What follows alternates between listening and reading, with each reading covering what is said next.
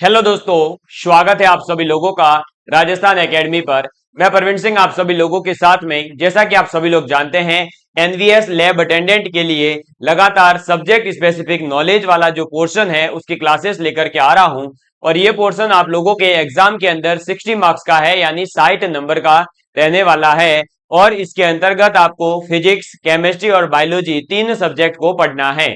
हम लोग पहले बात कर रहे हैं फिजिक्स पोर्शन की। और फिजिक्स के अंतर्गत हमारा टॉपिक चल रहा है गति, और गति के जो नियम है न्यूटन महोदय के द्वारा दिए गए उनके बारे में। कल आप सभी लोगों ने न्यूटन की गति का जो प्रथम नियम है, जिसे हम जड़त्व का नियम भी कहते हैं, जड़त्व क्या होता है, इन सभी चीजों को अपन जान चुके हैं। बल की परिभाषा जो है कौन से नियम से आई है, बल क्या होता है, ये चीजें आपको मैंने समझाई थी। साथ ही साथ प्रथम नियम के जो भी महत्वपूर्ण उदाहरण थे वो मैंने आपके सामने रखे थे। एक आप सभी लोग बार बार कमेंट कर रहे हैं कि सर जो है क्लास का टाइम बढ़ाइए, सर क्लास का टाइम बढ़ाइए। देखो मेरे प्यारे दोस्तों, मेरे प्यारे भाइयों, आपसे मैं एक रिक्वेस्ट करूंगा कि अभी जितना टाइम मुझे मिल पा रहा है मैं उतना आप लोगों के लिए निकाल पा रहा हूं। और आपको बता दूं कि इतनी क्लास लेने के लिए भी मुझे जो है अलग से 1 घंटा देना होता है, उसके बाद में ये क्लास प्रिपेयर होती है। ऐसा नहीं है कि आते ही जो है सीधे क्लास रिकॉर्ड कर दी, और नहीं, कंटेंट की पूरी एनालिसिस, पेपर का एनालिसिस डेली करके जो चीज जहां से पूछी जा सकती है वो लेकर के फिर आता हूं। तो अभी मेरे पास समय कम है, मेरी और भी क्लासें रहती है, आप लोग देखते होंगे 8 और 9 बजे मेरी दो क्लासें रहती है। इसके अलावा मैं जो है राजस्थान के अंदर साइंस से रिलेटेड जितने भी एग्जाम होते हैं उनके लिए अपनी बुक भी जो है पब्लिश करने की कोशिश कर रहा हूं, क्योंकि साइंस के फील्ड में आप लोग देखते होंगे कि बेस्ट कंटेंट नहीं मिल पाता, किताबें नहीं मिल पाती है। तो उस चीज की कमी को जो है मैं पूरा करने की कोशिश कर रहा हूं, इसलिए थोड़ा सा कम समय है मेरे साथ। और मेरी पूरी जो है सर्विस भी आप लोग जानते हैं, तो वहां भी मुझे अपना टाइम देना है इस वजह से। और अभी इलेक्शन है तो हमारी ड्यूटियां भी अलग अलग जगह पर लगती रहती है, कई सारे काम है, इसलिए अभी थोड़ा सा आप धैर्य रखें। आपका सिलेबस करवाना मेरा काम है और वो मैं आपको करवा दूंगा, ठीक है। तो आप केवल रेगुलर बने रहें और अपने नोट्स बनाते चलें। अभी आगे आप देखते जाइए, बहुत सारी चीजें आपके साथ में नई नई अपन लेकर आएंगे। अब मैं जल्दी से क्लास को शुरू करता हूं, क्योंकि मुझे आज भी कहीं निकलना था, लेकिन मैं फिर भी आप लोगों के लिए क्लास रिकॉर्ड करके बाद में जाने वाला हूं। तो अब हम बात करेंगे आज न्यूटन की गति का जो द्वितीय नियम है इसकी। तो आप हेडिंग डालेंगे द्वितीय नियम, ठीक है। किसकी बात करने वाले हैं? न्यूटन की गति का जो द्वितीय नियम है उसके बारे में अपन बात करने वाले हैं। न्यूटन की गति का द्वितीय नियम क्या है बेसिकली? तो द्वितीय नियम जो है, या सेकेंड लॉ ऑफ न्यूटन, क्या कहता है? मोशन का सेकेंड लॉ वो कहता है कि वस्तु का, यानी जो भी ऑब्जेक्ट है उसके संवेग, मोमेंटम में परिवर्तन की जो दर होती है वह उस पर आरोपित जो बल है, यानी उस पर लगाया जाने वाला जो बल है उसके अनुकर्मानुपाती होता है, यानी डायरेक्टली प्रोपोर्शनल होता है। ये क्या कह रहा है कि मान लो ये एक वस्तु है, ये क्या है? एक ऑब्जेक्ट है। इस ऑब्जेक्ट के ऊपर जो फोर्स लगेगा वो फोर्स जो है इस ऑब्जेक्ट के मोमेंटम में, यानी संवेग में जो परिवर्तन होता है, संवेग में परिवर्तन, तो संवेग में जो परिवर्तन होगा उसके अनुकर्मानुपाती होता है। ये क्या होता है? डायरेक्टली प्रोपोर्शनल होता है, अनुकर्मानुपाती होता है। और संवेग परिवर्तन जो है वो आरोपित बल की दिशा में ही होगा, यानी जो मोमेंटम इसका है, ऑब्जेक्ट का मोमेंटम क्या होता है ये अभी आगे आने वाली एक राशि है जिसके बारे में अपन पढ़ेंगे पूरी डिटेल में। अभी केवल इतना याद रखो कि ये कोई एक राशि होती है, बस, ठीक है।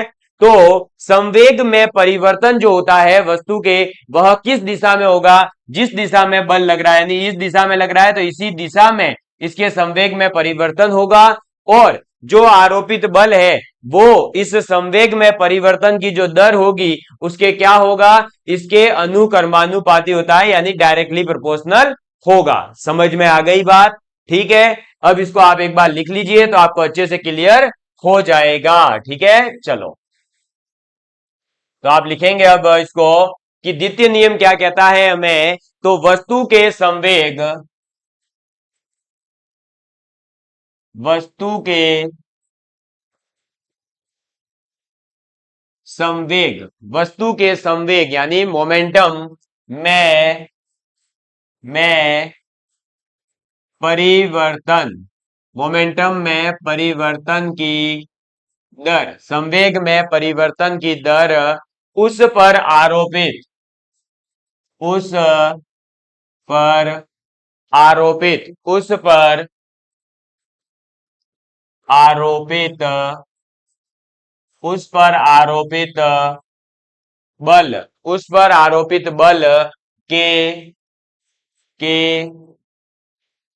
अनुक्रमानुपाती, क्या अनुक्रमानुपाती यानी डायरेक्टली प्रोपोर्शनल, अनुक्रमानुपाती होती है, होती है तथा तथा संवेग परिवर्तन, तथा संवेग परिवर्तन, क्या, तथा संवेग परिवर्तन आरोपित बल, आरोपित बल, आरोपित बल की दिशा, आरोपित बल की दिशा में, आरोपित बल की दिशा में ही होता है। समझ में आ गई बात? तो संवेग परिवर्तन की जो दिशा होगी वो आपके आरोपित बल की दिशा के समान होगी, और संवेग में परिवर्तन की दर अनुक्रमानुपाती होती है किसके? बल के, जो आप बल लगा रहे हो उसके। ठीक है, इसके बाद नेक्स्ट इसमें जो पॉइंट आ जाता है वो लिखेंगे कि किसी वस्तु कोई भी ऑब्जेक्ट पर आरोपित, किसी वस्तु पर आरोपित, किसी वस्तु पर आरोपित बल, बल उस वस्तु के द्रव्यमान, वस्तु के द्रव्यमान, उस वस्तु के द्रव्यमान तथा बल की दिशा, द्रव्यमान तथा बल की दिशा, बल की दिशा, बल की दिशा में उत्पन्न, बल की दिशा में उत्पन्न त्वरण के, उत्पन्न त्वरण के गुणनफल, ये भी मैं आपको लिखवा दूंगा, ये पूरा मैथमेटिकल फॉर्म में भी लिखवाऊंगा क्या कह रहा है ये। ठीक है, तो उत्पन्न त्वरण के गुणनफल के बराबर होता है, गुणनफल के बराबर होता है। ठीक है, अब ये क्या पॉइंट है वो देख लीजिए ध्यान से। पहले तो ये लिखवाया गया है कि किसी भी वस्तु पर जो आरोपित बल होता है वह आरोपित बल उस वस्तु के द्रव्यमान यानी कि मास तथा उस वस्तु पर जो बल की दिशा में उत्पन्न होने वाला त्वरण है उस त्वरण के गुणनफल के बराबर होता है। यानी किसी भी वस्तु पर जो आप बल लगाते हो वह बल किसके बराबर होता है? तो वह बल बराबर होता है उस वस्तु के द्रव्यमान तथा उस वस्तु के अंदर उत्पन्न होने वाले त्वरण के गुणनफल के, यानी द्रव्यमान और त्वरण का गुणनफल जो होता है उसी को अपन क्या कहते हैं? उस वस्तु पर लगने वाला बल कहते हैं। तो हम इसे कैसे लिखेंगे? F is equal to M A, यही है आपका क्या? बल का फॉर्मूला। और इस बल के फॉर्मूले पर आधारित क्वेश्चन आपके एग्जाम में आया हुआ है। तो बल का फॉर्मूला क्या है? F is equal to M A. ठीक है, F क्या है यहां पर सर? तो F है यहां पर मेरे प्यारे प्यारे दोस्तों बल, और M क्या है? तो आपका द्रव्यमान, M क्या है? द्रव्यमान। और A क्या है प्यारे प्यारे दोस्तों? तो त्वरण, M क्या है? त्वरण। तो बल, द्रव्यमान और त्वरण, F is equal to M A. ये फॉर्मूला आपको याद रखना है। सर क्यों याद रखना है? इसलिए याद रखना है क्योंकि प्यारे दोस्तों इस पर आधारित अभी मैं क्वेश्चन करवाऊंगा आगे, तब आपको ये समझ आएगा कि हाँ ये चीज अपने कितनी काम की है। मैं चाहता हूं कि एक बार हम जो है पहले थोड़ा सा फिजिक्स के प्रति अपना प्यार उत्पन्न हो, हमें थोड़ी सी फिजिक्स में अंडरस्टैंडिंग हो, उसके बाद में मैं आपको पीवाईक्यूज भी बताऊंगा कि देखो इस टॉपिक से ये क्वेश्चन आया था और ऐसा क्वेश्चन अब आगे बन सकता है। सभी चीजें धैर्य रखिए, सब होगा, पेशेंस रखोगे तो सब कुछ लेकर आऊंगा। अभी 6 से 7 क्लासें हुई है और आप इतना एकदम से जो है डर रहे हैं। अभी तो 30 अप्रैल तक तो आप फॉर्म भरेंगे, मतलब 1 महीना तो अपन जो है, ये देखो कि आप लोग अभी तक आधे तो डिसाइड कर रहे होंगे कि हमें फॉर्म भरना है या नहीं भरना।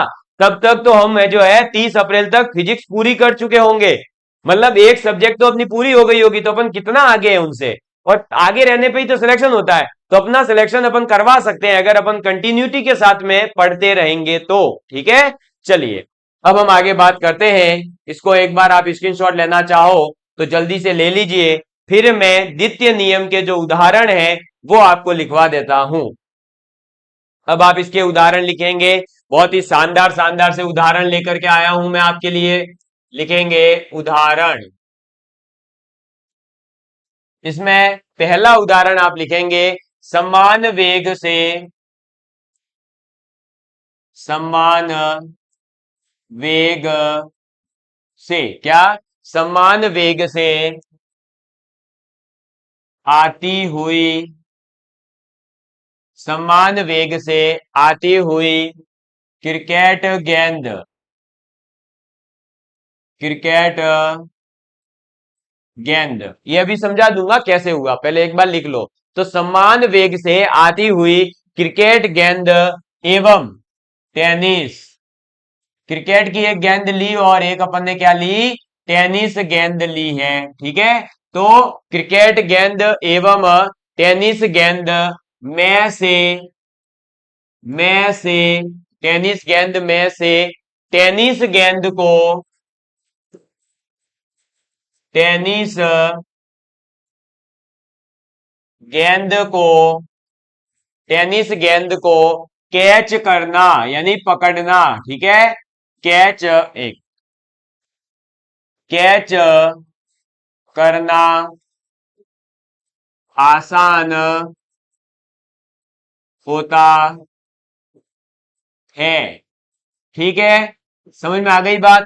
तो हमारे पास क्या है कि मान लो सेम स्पीड से, सेम वेग के साथ में एक आ रही है क्रिकेट की गेंद, एक आ रही है टेबल टेनिस जो खेलते हैं आप, या टेनिस कहें जिसको, उसकी गेंद। आप दोनों बॉलों में से कौन सी आसानी से पकड़ पाएंगे, किसमें आपको ज्यादा दर्द नहीं होगा, तो वो आपकी होगी टेनिस की गेंद। क्यों? क्योंकि टेनिस की गेंद के पास में जो आपका, देखो अब इधर देखो, आप इसको ऐसे समझ सकते हैं कि ऑब्वियस ही बात है कि द्रव्यमान किसका ज्यादा होगा, क्रिकेट की गेंद का, यानी कि मास ऑफ क्रिकेट गेंद या क्रिकेट की बॉल का ज्यादा होगा, और टेबल टेनिस तो एमटी जो है वो कम होगा और इसका ज्यादा होगा। और जो ए है वो तो दोनों का ही बराबर है, त्वरण तो चाहे क्रिकेट की गेंद हो चाहे टेबल टेनिस की हो बराबर है। ठीक है, और हम ये जानते हैं कि एफ ऑफ सी, क्रिकेट गेंद की वजह से बल कितना लगेगा, और एक हम निकालना चाहते हैं कि हमारे टेबल टेनिस की वजह से कितना बल लगेगा। अब कौन सा बल ज्यादा होगा, तो देखो ए तो बराबर है दोनों के अंदर, यानी एम ए होता है। अब ए बराबर है तो ए से ए कट गया, सॉरी एक मिनट, ये ए से ए कट गया। हमारे पास आ गया कि जिसका भी द्रव्यमान ज्यादा होगा उसी का क्या होगा, बल भी ज्यादा होगा। तो ज्यादा बड़ा झटका हमें किसमें लगेगा, क्रिकेट की गेंद में। क्यों? क्योंकि क्रिकेट की जो गेंद होगी उसका द्रव्यमान जो है वो ज्यादा होगा, द्रव्यमान ज्यादा होगा तो बल ज्यादा लगेगा। ये हमने प्रूव कर दिया, देख लो ये तो बराबर है क्योंकि वेग समान है, और वेग समान है तो त्वरण ऑटोमेटिकली समान हो गया, और जिसका द्रव्यमान ज्यादा उसका बल ज्यादा। तो बल किसका ज्यादा आ रहा है, क्रिकेट गेंद का, और क्रिकेट गेंद का बल ज्यादा है तो जैसे ही हमारे हाथों पे आएगी तो हमारे हाथों में झटका तेज लगेगा। इसलिए हमारे लिए आसानी से पकड़ना कौन सी बॉल में पॉसिबल है, तो टेनिस की बॉल को आसानी से हम पकड़ सकते हैं। क्लियर? चलो आगे लिखते हैं। या आप अगर जो है नोट डाउन करना चाहो तो इस चीज को मैथमेटिकली कैसे प्रूव किया जाता है वो आप कर सकते हो। मैं इसको यहां लिख रहा हूं, ठीक है। अब मैं आपको लिखवा देता हूं दूसरा उदाहरण अपन लिखेंगे। तो दूसरा उदाहरण आ जाता है कि जो गाड़ियां होती है, जो अपने बाइक है, मोटरसाइकिल है भाई, जो साइकिल है उसके अंदर भी आजकल तो आने लग गए। एक आता है क्या, शॉकर आते हैं, शॉकर जिसे अपन कहते हैं शॉक एब्जॉर्वर। क्या करते हैं वो, जंप वगैरह पर एकदम से झटका नहीं लगता, और क्या होता है, स्प्रिंग लगी होती है जिसकी वजह से वो इंसान जो है प्लेट एकदम उसको नॉर्मली पार कर जाता है। वो क्या करते हैं, जो शॉक लगने वाला होता है उस इंसान को, जो एकदम से अगर ब्रेकर पे जाकर टकराएगा तो क्या होगा, शॉक लगेगा। उस शॉक को एब्जॉर्ब करने का कार्य कौन करता है, वो स्प्रिंग कार्य करती है। ठीक है, अब उससे वो क्या होता है, झटका कम लगता है। तो वहां पर भी क्या हो रहा है कि जो बल लगा था वो बल किस पे चला गया, स्प्रिंग पर। अब स्प्रिंग जो है क्या करेगी, ऊपर नीचे होकर के उस बल को कम कर देती है, और इंसान जो उसके ऊपर बैठा हुआ था उसके ऊपर पूरा बल नहीं लग पाता है। उस शॉक का आधा बल कौन रोक लेता है, स्प्रिंग रोक लेती है। ठीक है, इसीलिए कई बार लेकिन क्या होता है, हम ज्यादा ही स्पीड से अगर टकरा जाते हैं तो स्प्रिंग भी बेचारी पूरी दब जाती है, तब पूरा फोर्स हमारे लगता है, तब हमें पता चलता है कि भाई साहब हाथ पैर के लगी है। समझ में आई बात। तो जो स्प्रिंग लगी होती है वो क्यों लगी होती है, कि आपको झटका कम से कम लगे। तो लिखेंगे दूसरा उदाहरण, गाड़ियों में स्प्रिंग और गाड़ियों में स्प्रिंग और शॉक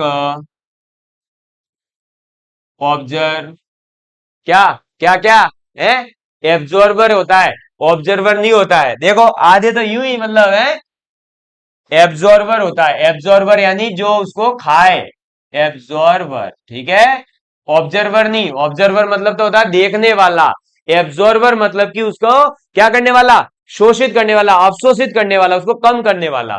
तो शॉक एब्जॉर्बर लगाए जाते हैं, क्या किए जाते हैं, शॉक एब्जॉर्बर लगाए जाते हैं, लगाए जाते हैं, जिससे जिससे जिससे क्या होता है, तो झटके कम लगते हैं, जिससे झटके कम लगते हैं।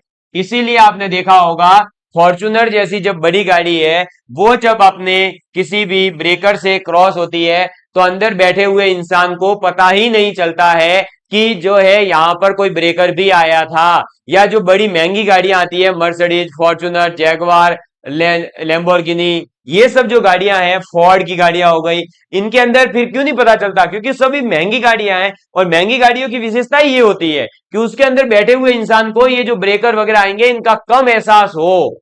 समझ में आई बात। यही फर्क होता है एक अल्टो में और जो दूसरी बड़ी महंगी गाड़ियां आती हैं, इसीलिए उनके 50-50, 60-60 लाख, 1-1 करोड़, 2-2 करोड़ लोग मर्सिडीज के क्यों भरते हैं, वो इसीलिए भरते हैं। ठीक है, चलो इसके बाद लिखेंगे नेक्स्ट, कि जो कराटे का खिलाड़ी होता है, कराटे के खिलाड़ी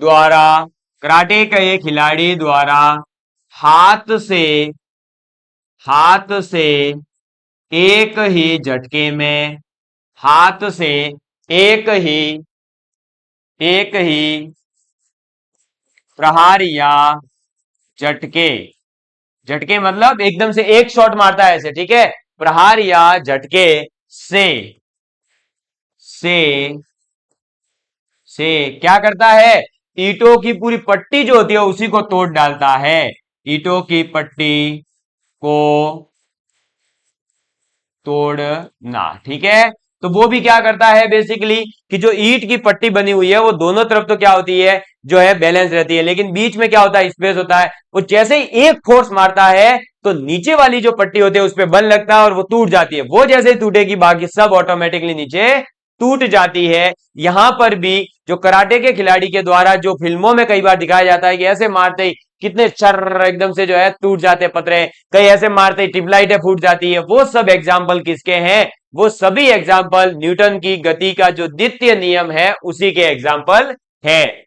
इसके बाद चौथा एग्जाम्पल आप सभी लिखेंगे कि लंबी कूद और ऊंची कूद के लिए, जो लंबी कूद और ऊंची कूद होती है ना, तो लंबी कूद व ऊंची कूद, लंबी कूद व ऊंची कूद, लंबी कूद व ऊंची कूद के मैदान के मैदान को खोद कर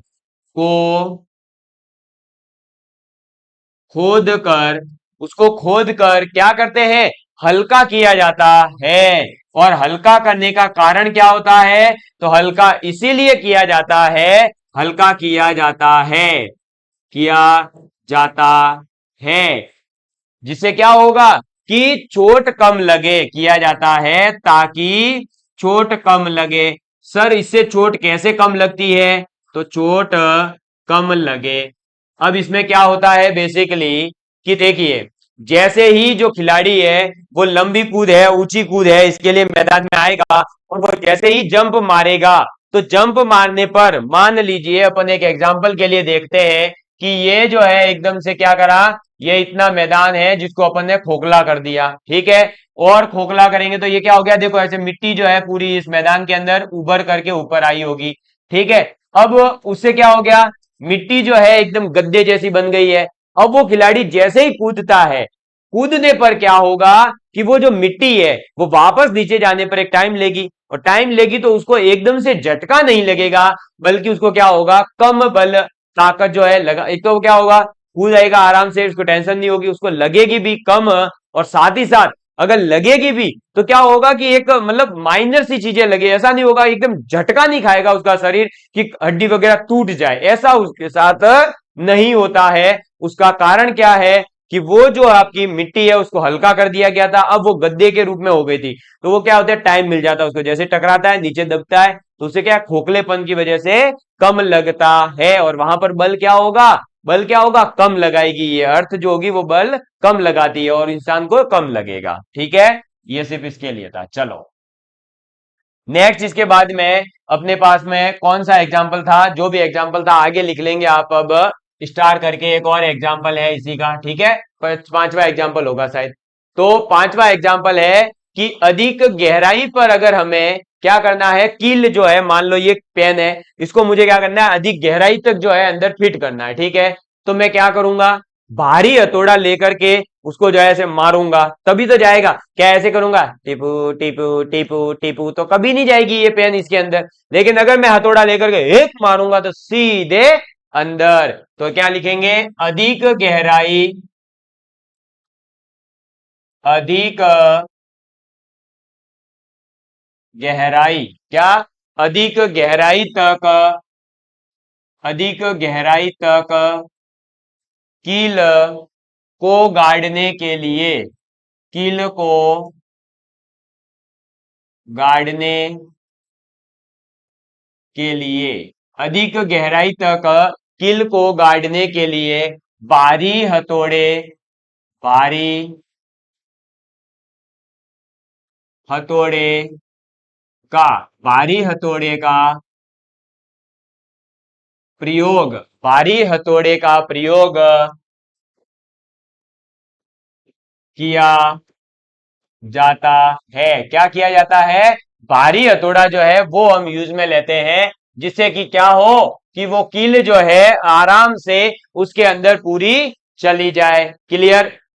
इसके अलावा और आप एग्जाम्पल समझना चाहें तो एक और एग्जाम्पल बता देता हूं कि जो क्रिकेट के खिलाड़ी हैं वो जैसे ही बॉल आ रही होती है तो उसको कैच करते हैं, तो आपने एक चीज देखी होगी कि बॉल मान लो इस प्लेस पर थी, ऐसे कैच कर ली, तो वो ऐसे नहीं है कि भाई ऐसे लेकर के नाचने लग जाए, यूं यूं यूं नाचते नहीं है। वो क्या करते हैं, जैसे ही बॉल हाथ में आती है तो एकदम से हाथ पीछे लेते हैं, यूं अपने पास में लाते हैं, अपनी छाती के पास लेकर आते हैं। क्यों, उसका क्या कारण है, या बॉल को लेकर के एकदम से यूं नीचे बैठ जाते हैं, आपने देखा होगा कई बार, है ना। उसका क्या कारण है, उसका कारण यह है कि जैसे ही बॉल उनके हाथ में आई, अब बल लगाया, अब अगर वो जो है बॉल बल लगा रही है, अब उन्होंने अगर बल जो है उतना का उतना नहीं लगाया तो वो बॉल क्या हो जाएगी, बाहर चली जाती है हाथ में से। उस बल को रोकने के लिए और अपने हाथों से बल लगा सके, उसके लिए समय मिले, इसलिए वो क्या करते हैं, उसको पीछे ले आते हैं ताकि बॉल की जो बल लगाने की शक्ति है वो तो कम हो, और जो है खिलाड़ी उस बॉल को आसानी से पकड़ सके और उसके हाथ में